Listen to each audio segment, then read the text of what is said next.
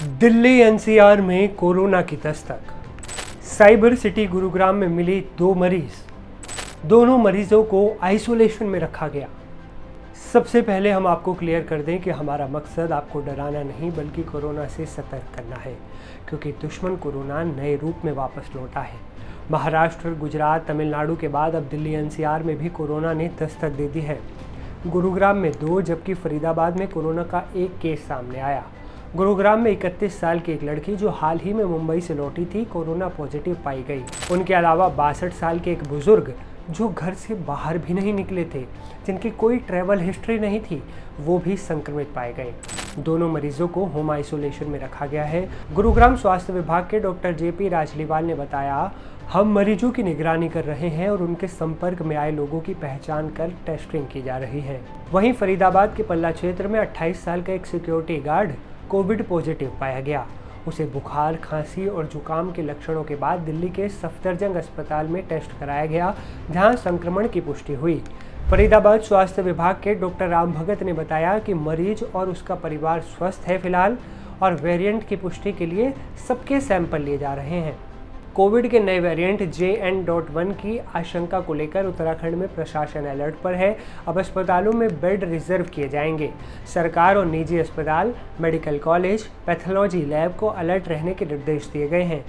वहीं influenza, SARS से पीड़ित हर मरीज की अनिवार्य रूप से कोविड जांच कराई जाएगी। उधर महाराष्ट्र में स्थिति चिंताजनक बनी हुई है, जहां एक सर्वे के अनुसार 22% परिवारों में 1 या अधिक व्यक्तियों में कोविड, फ्लू या वायरल बुखार जैसे लक्षण पाए गए हैं। लोकल सर्कल्स के सर्वे में ये भी सामने आया कि बहुत कम लोग ही कोविड टेस्ट करा रहे हैं, जिसकी वजह से वास्तविक स्थिति को कम आंक सकते हैं। आधिकारिक आंकड़े कम आ रहे हैं क्योंकि टेस्टिंग लोग नहीं करवा रहे। महाराष्ट्र में जनवरी 2025 से अब तक 132 मामले दर्ज किए गए हैं, जिनमें से 126 सिर्फ मुंबई से सामने आए। वहीं गुजरात की अगर बात की जाए तो गुजरात में लंबे समय बाद 15 नए कोविड मामले दर्ज किए गए, जिनमें से 13 अहमदाबाद शहर, एक राजकोट और एक अहमदाबाद ग्रामीण क्षेत्र से है।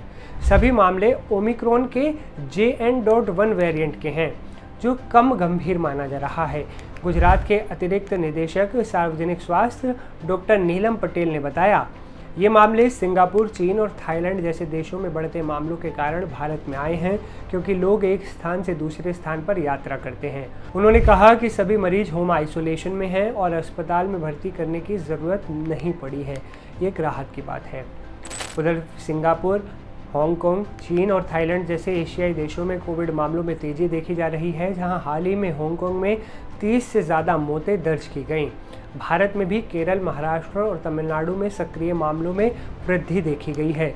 केंद्रीय स्वास्थ्य मंत्रालय के अनुसार देश में वर्तमान में 257 सक्रिय कोविड मामले हैं, यानी एक्टिव मरीज, जिनमें 164 नए मामले शामिल हैं।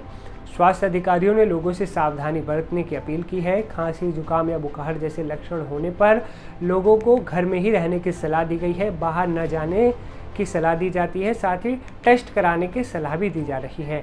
इसके अलावा मास्क पहनने और सामाजिक दूरी का पालन करने की सिफारिश भी की गई है। वो पहले कहा गया था ना, 2 गज दूरी बहुत ज़रूरी। इसलिए हमारा मकसद आपको सिर्फ और सिर्फ सतर्क करने का है, डराने का नहीं है। कोविड को हराया जा सकता है। ये कोविड का इतना घातक वेरिएंट नहीं है, ऐसा जांच में सामने आ रहा है। इसलिए सतर्क रहें, सुरक्षित रहें, अपनों को भी सुरक्षित रहें। इस वीडियो को ज़्यादा से ज़्यादा शेयर करें ताकि सब लोगों तक सही जानकारी पहुंच सके। इस वीडियो में फ़िलहाल इतना ही। मुझे असीम को दीजिए इजाज़त। नमस्ते।